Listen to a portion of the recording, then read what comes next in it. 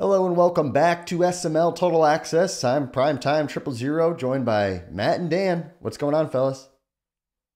Not too much. Just getting ready for big games this weekend in the NFL and SML. Yeah, I was just going to say the same. We got conference championship in real life and some playoff races heating up here in the SML. Yeah, exciting times for sure. And let's kick right off into first down. Hey, one guy has kind of fallen from grace in the SML. He was once viewed as a Super Bowl, like kind of a sexy Super Bowl pick. And now he's the pick possibly for number one in the SML draft this offseason. What is going on with Klinke? And Matt, we'll start with you.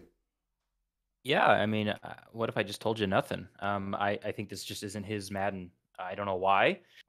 This is a very defense kind of makes sense in this Madden. You know, you can put guys in right places and they'll be there. But if we're judging him based on his season right now, I mean, he had the Buccaneers, which is one of the best teams in the game, and he didn't do anything. I think he made the playoff season one. He lost his first game, and then he didn't make it back. And I don't think he was doing that hot free blip. So I just don't think it's his Madden. Now he's got the worst roster in Madden, and you're seeing the result. And to take it one step further, he's kind of been critical of Paulie for some TA and K things that Paulie was doing. And if you watch that kick return back against Tiny, he's got 93 speed on his returner, 93 speed on the defender that tackles him.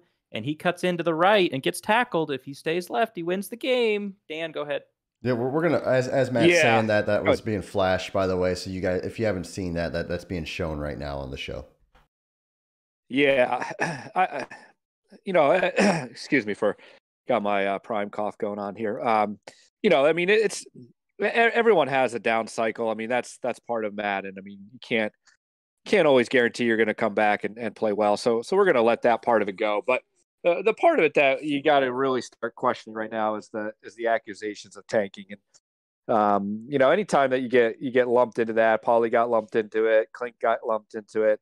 I think you got to do whatever you can to get out of that. I think that's one of the kind of the black stains on someone's resume, and it might not be true. It could be true. I think that clip that you showed is pretty poor, pretty bad in what he could have done to win that game. And so I think Klink right now has got to do whatever he can to start winning games and prove, hey, he's not that bad of a player. He's not purposely losing games, and this tanking stuff isn't true. Yeah, for me, as I look at it from a try to be a middle party perspective here. I actually like Klinke. I met him at the SML meetup. I like him even more after meeting him in person. Phenomenal guy. Obviously, the Texans are an awful team. I played him early in the season, and he played me really good. Like he played good ball with the Texans, and I was like, dang, dude, this guy's, if he can get a quarterback and a few pieces, he's going to really compete with Dump for that division. And then after that game, he's lost to Two Step. He's lost to Fig Newton. He got lost to Tiny on the kickoff return. And, I watched that kickoff where he veers to the right and there's tanking accusations from multiple players. And then you go and chat and then you search Klinke's name and the word Paulie or tank, and he speaks up against it so harshly. So it's almost hard for me to think that Klinke would tank if he was very negative about it. So I guess the moral of the story is this. I don't know if Klinke's tanking or not. I'm not going to sit here on a show and accuse him of tanking. Obviously, when you lose to 3 of the bottom 5 guys in the league, when you've been a playoff contender, and then you veer to the right, it looks incredibly suspicious. So my only point is, as people in the league, sometimes we're critical of other players, and we say, hey, this guy's tanking or this guy's doing this. You just never know when it might come back on you. So being vocal on things, and downing people, you just never know when you're going to make a mistake or when something's going to happen. So I think if there's a lesson we can learn from this is, I don't know if Klinke's tanking or not, but now it almost seems like the Madden gods have struck him for maybe being critical of Paulie and some other people. It's interesting. Yeah, and I don't think you can just look at records for tanking. You need to watch the games too, because a lot of times it's how they're losing, like the veering into the right when it looked like if he just stays left, he's got a touchdown, especially since the trailing defender is the exact same speed as the returner. So yeah. I urge people not to just look at the standings on Neon and then start saying, oh, so-and-so is tanking. You got to watch the games. Yeah, you got to watch the games. And I think he's a respectable guy. Not as respectable as Matt, but I hope The Matt, not Klinke's. Klinke's also Matt, but he's not the real Matt for sure. Moving on to second down. Speaking of losing games and kind of things going the wrong way, what do you guys do when the game's going against you? It happens to all of us. Dan, you're a guy who's a Madden veteran. You test things, you cheat when you can. How do you cope with that? Yeah, well, first of all, we're gonna set aside the whole Monty. Well, EA won that game. We're not talking about the excuses after the game. Well, that's a secondary issue. That's something we've talked about before. We're talking about while you're playing the game, you're in the middle of the game, and some things just aren't going your way. It happens. Sometimes it feels like fumbles. Sometimes it feels like pressure. Sometimes it's penalties. I think one of the things you got to do is two things you got to do. First, you got to realize a lot of that comes around. So if it's not going your way, just kind of hang in there. The penalties, the turnovers, the fumbles, Madden has sometimes a way of working those things out. But I do think that if you notice that you're not getting a lot of pressure or you're not able to run like you can, you've got to do something different. You got to change up your timing. You got to change up your pass plays. Instead of looking 15 yards, maybe start looking 5-10 yards. You got to run maybe something different than inside zone or whatever everyone's kind of running. Try to throw some counters. Try to throw some different looks in there. So I think the part of what I would love to see us get better as, even as a community, is those things of just not overreacting, but then also thinking, how can I adjust and maybe turn this thing around? Yeah, I'm kind of the same way. I look in the mirror. If I feel like EA is going against me, I threw a touchdown against Klink. I had a holding call. I could have just freaked out, lost composure, and got upset. But he dropped a pick like 2 plays before that. We're all playing the same game, and it all equals out. So I look in the mirror. Like Dan said, if I feel like the game is going against me and they're just dragging me to death with drags, well, am I just sitting in all purples and giving up the drag? Maybe I need to adjust. I play to my team's strengths too. Like, oh man, maybe something's not going for me. I'm not getting pressure, but maybe I don't have very good pass rushers, and I need to start, having some blitzes or creating some different looks for my opponent. If I'm struggling against someone's user, maybe I need to look at where their user is going a little bit more attentively, and then look elsewhere. So I'm just not one to quick to blame the game and then just not adjust. I think when it's going against you, you got to stay composed first, and then just adjust to what's going wrong and try and find something else that might work for you. Yeah, it's interesting. I think there are games where Madden simply just isn't on your side. EA patented something called DDA, which is dynamic difficulty adjustment. Pretty much, you can Google it. I'm just going to read it straight from Google. It's a technology used to change the game's difficulty according to a player's skill. So it might help a guy win, or it may make the game harder for somebody else. What that means is, hey, it might screw you sometimes. Now, EA actually wrote an article about this because they were accused of screwing people over in MUT games where there's money involved, a little more money involved, and they said they never used it in Madden. But regardless, it sure seems that way, that it's in the game sometimes. And my advice is, when that happens, and if you're still within striking distance, I always say if it happens in the first half, you're in striking distance and you still got screwed, that means, hey, second half, it's going to come back around. Stay composed, keep chipping away, keep it close, and then the game will flip. And more often than not, if it's a late game situation and you're close, when it flips, the guy's going to crumble. In big games, it's not about who's got the best stick skills. It's not about who's the most dynamic and flashy passer. It's about the guy that doesn't lose the game. Big games are lost more often by guys who lose the game than guys who are just so amazing that they win the game. Guys find a way to choke. And if you keep it close, it's eventually going to swing back around. More often than not, it always does. Let's move on to the third down here. Another big topic. We're killing with these big topics today.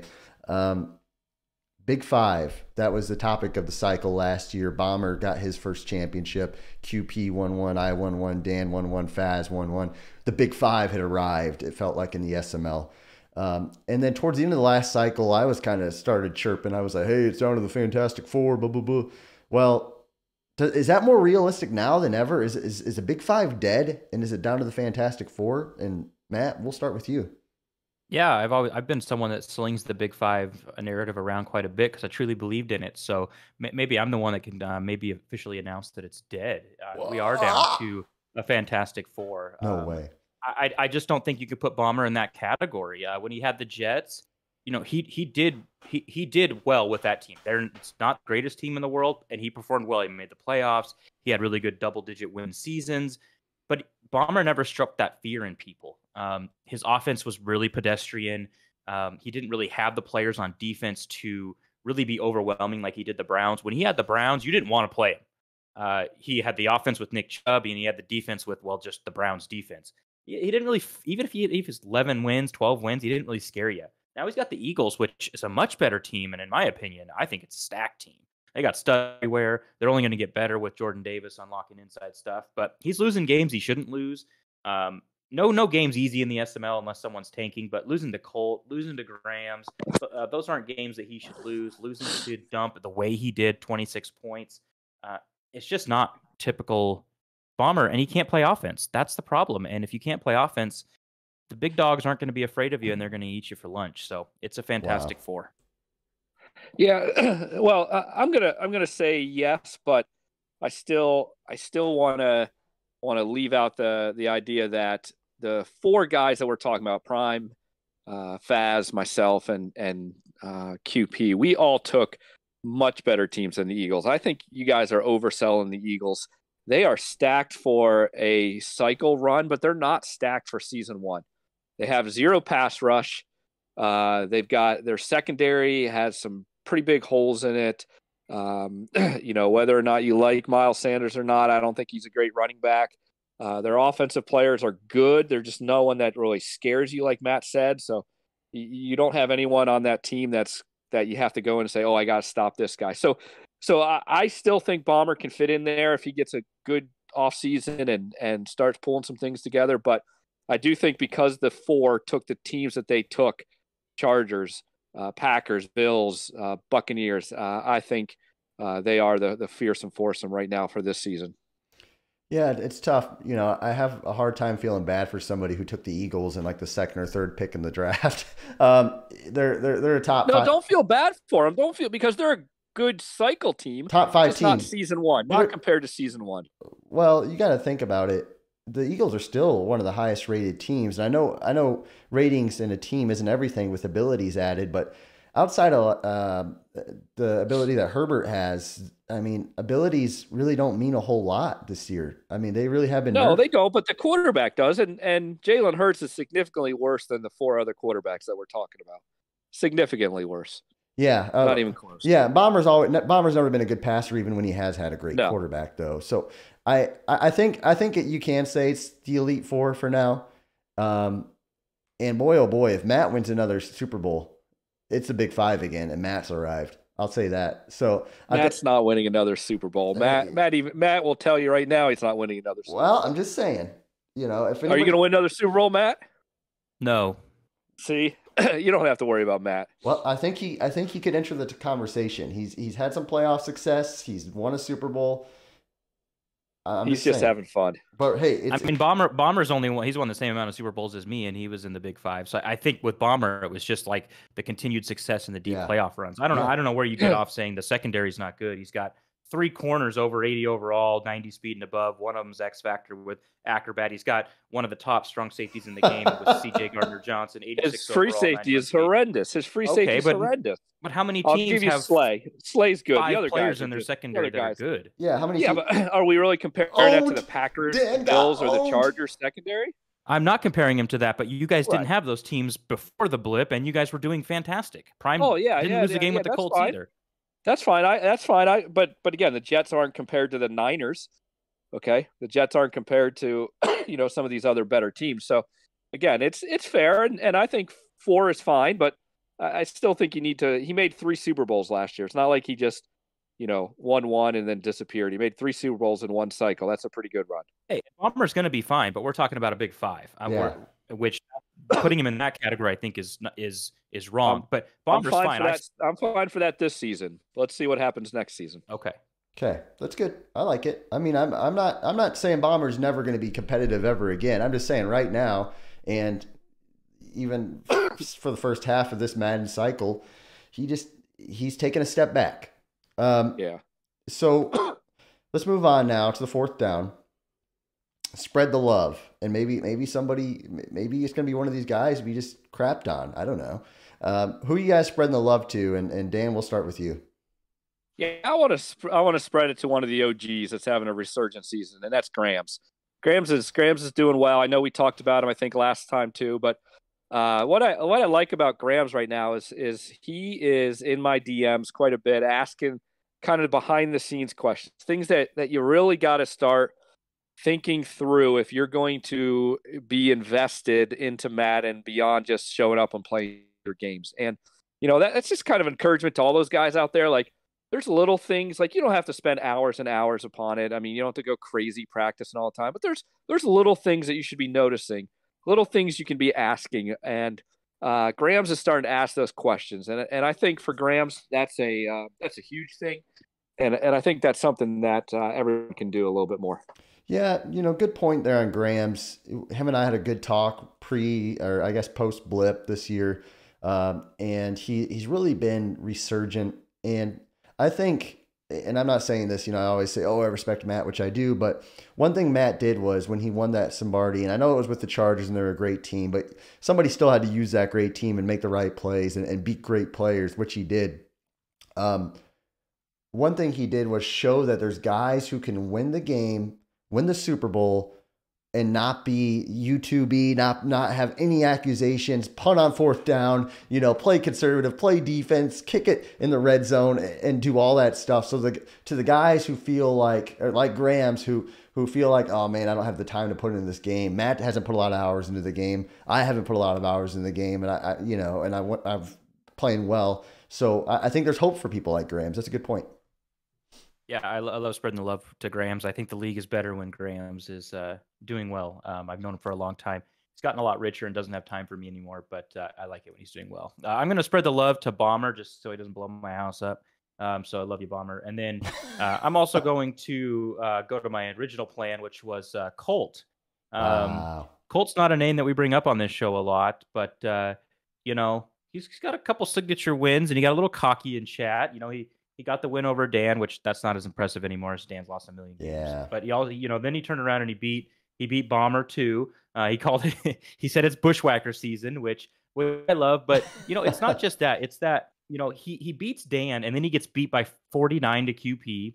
And I beat him by 21, and then he turns around and he's like, I don't care. I'm going to go into this next game. I'm going to beat Bomber. And then he gets slapped by QB by 27, and he's like, I don't care. I'm going to go in and I'm going to beat Finns, my division leader. So I like Colt. He's just taking it one game at a time, not getting too high, not getting too low, and pulling off some upsets. Just a reminder, there's no easy game in the SML. Yeah, screw you, Matt. That's good. That's good. I'm looking at the list in the AFC and in the NFC, and one guy I'm looking at is Dom. I played him today, beat him obviously, but he feels like he's kind of getting back on track with this Cardinals team. He took the Saints; they were his favorite team. We blipped. And now he's kind of got a decent team again, and he's playing a lot better than he was. His record shows it. So I feel like Dom's kind of back. And then you look at some other guys in the NFC. You have QB Stud at 8-3, and Grams and Meats is in there competing. And obviously you have Faz and QB at the top, QP at the top there. And there's a lot of guys, and I know it's really a 2-horse race, it feels like right now, but Bomber's in there. And there's just a lot of guys who, if they're playing well, they get hot in the playoffs. That 2-horse race might not be what you think it is, and it'll get really fun. So I'm going to just spread the love to the NFC, because that's going to be a fun race to watch, in my opinion, in the playoffs.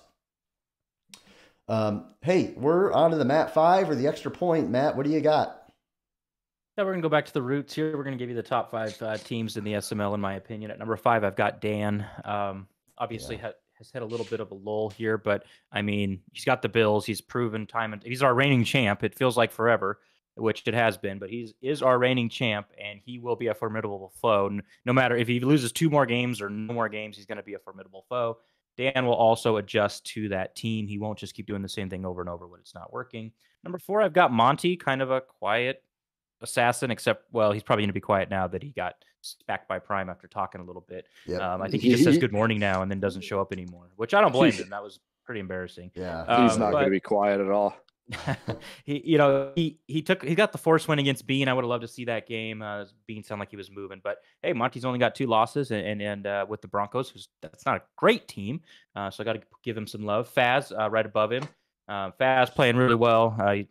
Rodgers, he's got, I think, both of his receivers, Dobbs and Christian Watson, are top 5 in receiving yards. He's throwing the thing all over the yard. He's having fun. I think he loves that team. Kenny Clark's beasted for him against the run. So Faz obviously a formidable contender. At number 2, we've got QB, still rolling, still undefeated. Meats took him to overtime. I got a little bit nervous, but anytime you can hold L1 and hit the button that's over Mike Evans' head, you've got a shot. I'm curious, though, the NFC, we got QP and Faz. Both those QBs could retire any season, and when that happens, the NFC gets very interesting. At number 1, we've got Prime. I know people are going to say, oh, Matt, Prime, number 1, what a surprise. Hey, the guy's won like 24, 25 games in a row. If you don't like him being number 1, beat him. And no one really has since, Thanksgiving? So just beat him, and then I'll shut up and I'll drop him down the list. But until then, he's number 1. Yeah. Come on, you're not going to shut up ever about Prime. There's no way that Prime should be number 1. QP has the best resume in the SML. He should be number 1. Wow. Yeah, well, I don't know how you beat 24 straight wins, but that's a good argument there, Dan.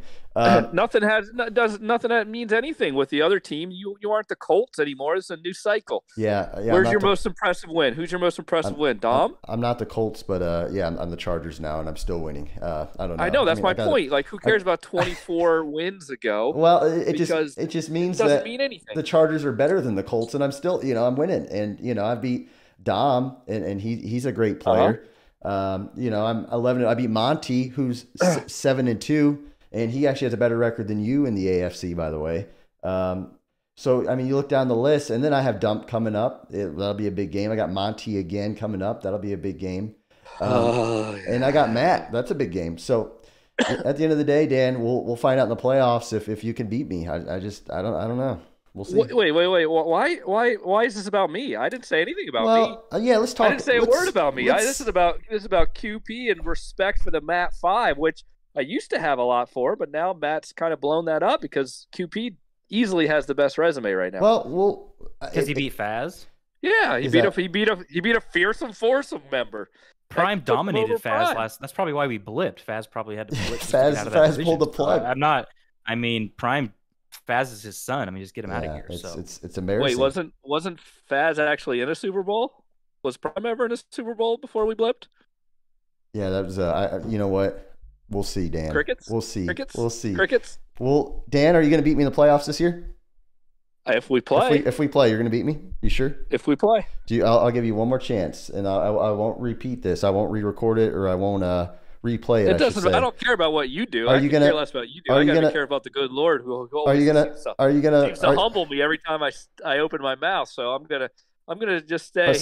I'm gonna take Matt's route. It'll be a respectful, fun game. Okay, I gave you your chance. I gave you your route, and you took it, and I respect that. I smell the fear like a shark in the water. I smell blood, and you just backtracked. I fear the good Lord. I do not fear Prime. I love it. I love the fear, man. I smell it, and I'm gonna eat it up. So there you go, guys. That's SML Total Access. That is Matt and Scared Dan. Thanks for watching, everybody.